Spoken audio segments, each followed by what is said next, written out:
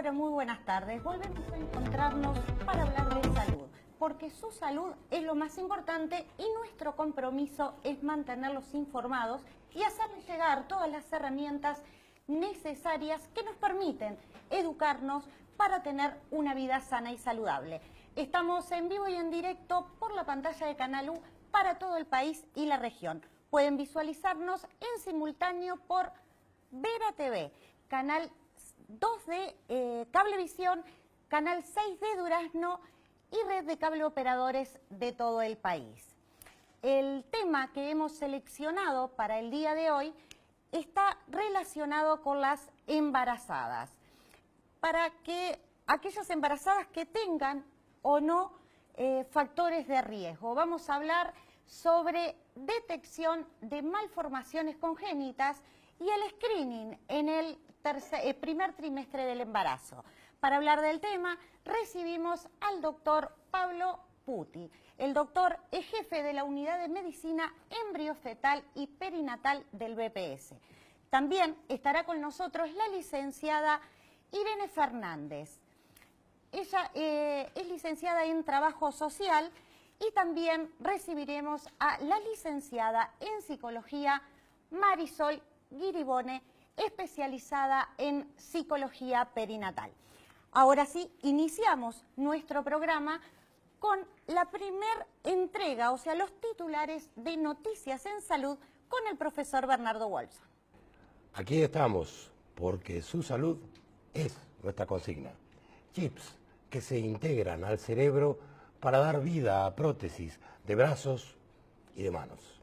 Un microscopio 3D nos desvela o nos revela para poder entender muchos problemas de las células cancerosas y cómo se comportan.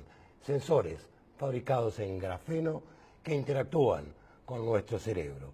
La transpiración nos pone sobre la pista de muchas enfermedades para poder prevenirlas o tratarlas. Bienvenidos a Noticias@Salud. Según estadísticas, los defectos congénitos son muy importantes y prevalentes en nuestro país.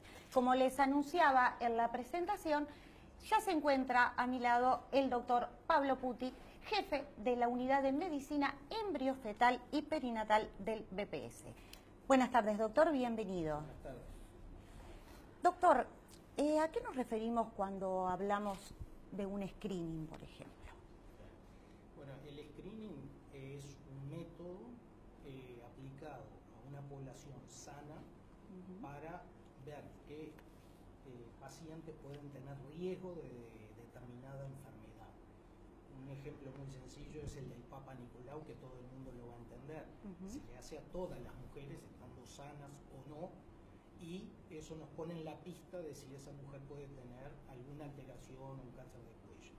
En el screening prenatal que nosotros hacemos, está dirigido a todas las mujeres embarazadas, tengan o no factores de riesgo, porque justamente en las pacientes que aparentemente son sanas es donde pueden aparecer la mayoría de los defectos congénitos, sobre todo las cromosomopatías. Doctor, si hablamos de estadísticas, Sí. ¿cómo estamos a nivel internacional o regional con este tema? No, esto es algo que aproximadamente en todo el mundo se da un determinado nivel de alteraciones, sobre todo alteraciones cromosómicas o alteraciones congénitas si somos más amplios. Pero el tema es cuántos de esos embarazos llegan a término, porque hay países en los cuales la detección por estos métodos puede determinar la interrupción del embarazo en determinadas situaciones. Eso depende de la legislación de cada país. Hay algunos que son muy amplios en cuanto a la aceptación de la interrupción, otros que no permiten la interrupción por más que el feto tenga una alteración importante. Comparativamente Nuestro país estamos en cuanto a malformaciones congénitas, entre 3 y 4%, que es también lo de la región, ¿tá? Eso si tomamos los embarazos. Si nosotros vamos a los niños hasta el primer año de vida llegamos a un 7% de malformaciones congénitas, porque hay muchas que se diagnostican muy tardíamente, incluso después de nacido en el primer año de vida.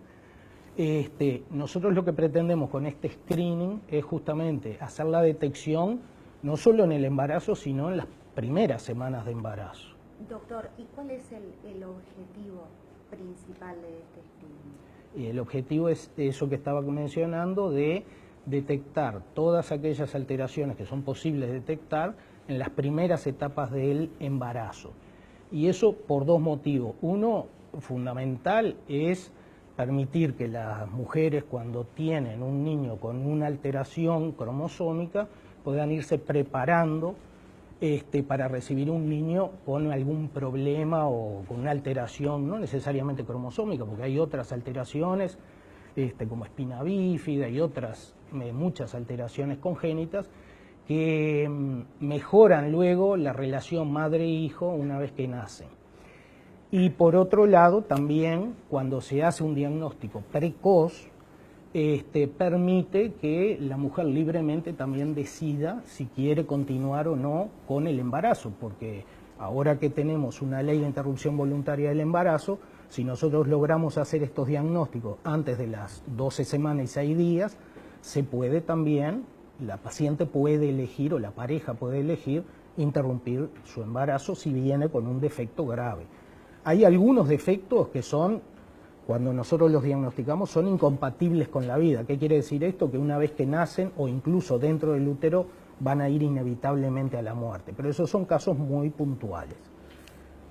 Doctor, nos vamos a ir a la primera entrega de noticias y enseguida regresamos. Nosotros nos vamos con el doctor Bernardo Wolfson y la primera entrega de noticias en salud por el día de hoy.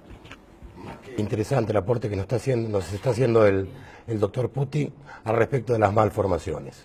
Tenemos como noticias: sensores fabricados de grafeno interactúan con nuestro cerebro.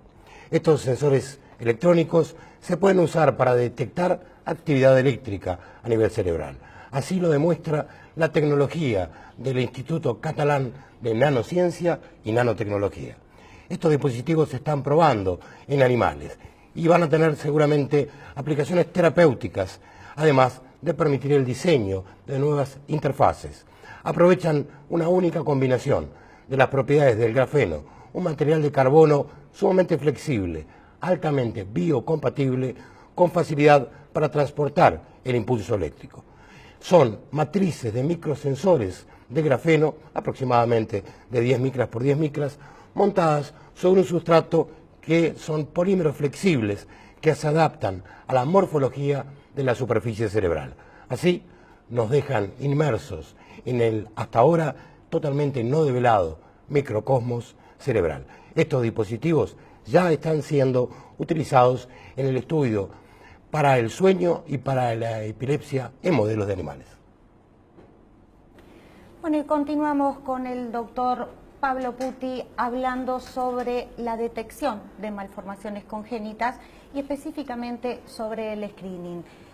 Doctor, ¿dónde se realiza esta prestación? O sea, en el BPS específicamente debe estar dirigida, supongo, a las mamás embarazadas. Sí. Pero ¿cómo es el sistema?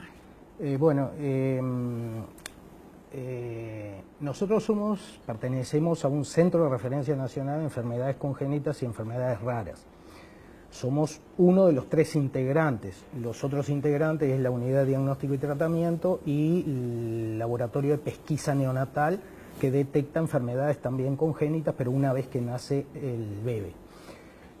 Nosotros, desde en octubre del 2014, porque esto fue de interés tanto de las autoridades de salud pública, de Facultad de Medicina, tuvimos múltiples reuniones, y en octubre del 2014 el Ministerio de Salud Pública nos nombra centro de referencia y por lo tanto nos habilita a comenzar con este screening en una primera etapa a todo el sector público, digamos, del área de Montevideo y área metropolitana.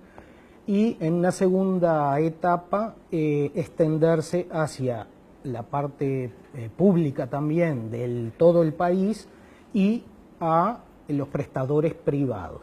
De hecho, por cómo se ha ido conociendo este tema, ya hoy en día tenemos un número importantísimo, no solo de prestadores públicos, sino también de privados, que nos derivan las pacientes para hacer este estudio. Lo importante es que este estudio se debe realizar entre la 11 y la 13 semana, y es un estudio que lo que hace es ofrecernos un riesgo, nos dice si tiene riesgo o no tiene riesgo de una enfermedad cromosómica. Eso es absolutamente sin costo, ¿no?, para la paciente y también para las instituciones. ¿Y es solicitado por la misma paciente a su médico de cabecera o no, el médico lo toma como orden? Bueno, lo ideal, desde que el ministerio hizo la ordenanza, debería ser que todos aquellos que controlan embarazadas, en su primer control deberían ofrecerle a la paciente la posibilidad de este screening. La paciente puede negarse a hacerlo, eso está en todo su derecho, pero deberíamos ofrecérselo a todas las embarazadas. Doctor, usted hablaba que en principio este screening era sin costo, pero Sí. ¿qué pasa si a esa paciente se le diagnostica que está con factor de riesgo? Ahí está. Bueno, eso es lo otro muy importante, que en ese caso también nosotros cubrimos los métodos diagnósticos sin costo. Es decir, aquellas pacientes que tienen un riesgo elevado para una alteración cromosómica, nosotros le ofrecemos el estudio de confirmación diagnóstica, que puede ser la punción de vellosidad corial o la amniocentesis o la cordocentesis incluso, que es la punción del cordón umbilical, dependiendo de la edad gestacional en que encontremos esa alteración. Y eso es fundamental, que es sin costo para la paciente y para las instituciones. Perfecto. Nosotros nos vamos a una breve pausa y enseguida continuamos con el doctor Puti y más noticias en salud.